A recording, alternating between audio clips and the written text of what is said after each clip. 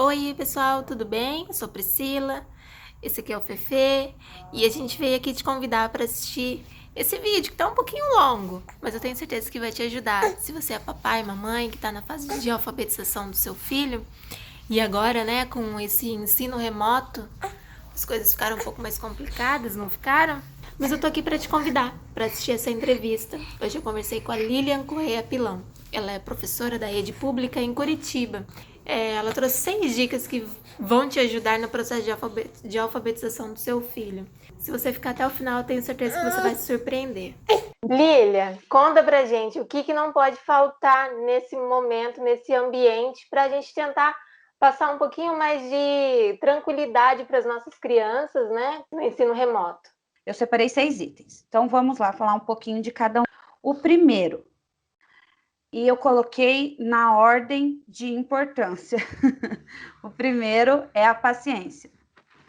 Se não tiver paciência, a gente nem adianta falar dos outros, né? Sim. E eu sei que é muito difícil ter paciência em todos os momentos, né? Ninguém é perfeito, é claro, a criança fica enjoada e às vezes percebe as nossas fraquezas e acaba testando a gente ali, mas tem que ter paciência, porque é um serviço que nunca foi dado às mães e aos pais.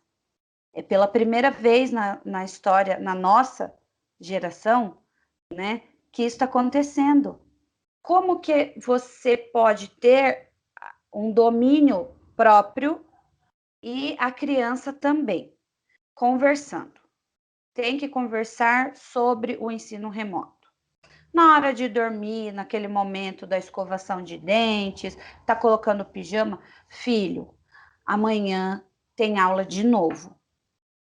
A gente vai ter que assistir a aula, vamos ter que fazer as atividades. Eu sei que você não gosta o tempo todo, a mamãe também não. Mas a gente precisa, não tem outra opção. Então vamos tentar fazer de um jeito bem legal, para ninguém ficar nervoso? Vamos, então tá. Não tem problema nenhum dar prêmio. Eu não sou, como professora, eu não sou uma professora que fico dando premiação, né? Mas como mãe, às vezes a gente precisa, ainda mais que a gente está em casa. Então, faça um prêmio. Um prêmio não é um presente, não é uma coisa pequena, uma coisa simbólica. Então, são 5 dias de aula, 5 dias, marca lá, faz um quadrinho, no final de semana, dá um prêmio para a criança. Isso Vira é até uma critério. brincadeira, né? Exatamente. E fica a critério dos pais, né? Essa escolha do que é esse prêmio. Pode ser até um combinado com a própria criança. O segundo item que eu coloquei é persistência, porque a gente acaba desistindo quando as dificuldades aparecem. É natural do ser humano. Tudo bem, mas o adulto sabe o que está acontecendo. A gente tem noção que essa fase da pandemia vai acontecer isso agora, depois vai acontecer aquilo. Já aconteceu, a criança não tem essa noção. Claro, ela vai querer mexer no material, ela vai querer ficar. Não dá para exigir que a criança fique sentada às 4 horas de aula, 5 horas, prestando atenção. Ela é uma criança. Deixa uma bolachinha ali do lado, um biscoitinho, uma garrafinha de água, para não precisar ficar levantando, mas também precisa fazer pausa. E tem um intervalo ali também nessa aula remota? Como que Tem funciona? escola, tem escola que faz, tem escola que não faz. Ah, Então, vai entendi. muito da proposta da própria escola. Por que a persistência? Porque às vezes as mães ficam irritadas, os pais ficam nervosos. Eu não quero saber, desliga e tal. Não pode, porque a criança vai achar que ela vai poder fazer isso toda vez que ela não quiser. O terceiro item, ter uma boa internet. Ter paciência e ter persistência e não ter uma boa internet anula a paciência e a persistência. Sim. Qualquer pessoa vai perder a paciência e a persistência sem uma boa internet. Então, acho que hoje é uma necessidade. Quarto item, ser flexível. É parecido com a persistência, mas ser flexível é a aula. Vou dar um exemplo. Hoje é sexta-feira. Então, hoje tem aula de matemática, língua portuguesa e ciências. Tá bom. A criança vai assistir aquelas aulas. Ela é obrigada a fazer todas aquelas atividades naquele dia? Não, dá um leque para a criança, para aquilo ficar uma coisa legal. Tudo bem, hoje tem essas 3 disciplinas, mas ela pode fazer atividade de arte naquele dia. Ela pode fazer atividade de história naquele dia. É só ter uma organização semanal. É claro que fazer no dia a matéria é o ideal, mas às vezes a criança não está com uma Não aguenta concentração. mais também, né? Sim, às vezes a criança não está mais com uma concentração para resolver uma situação, problema, para estudar uma ortografia. E a própria criança pode escolher, isso vai dar a ela segurança do que ela está fazendo. Ela vai perceber que ela, a mãe e o pai confiam nela, entendeu? E a confiança para o estudo é a principal coisa dentro de uma sala de aula, como professor agora falando. Se o meu aluno não confiar em mim, como que eu vou alfabetizar ele? Vamos lá. Número 5, Pri.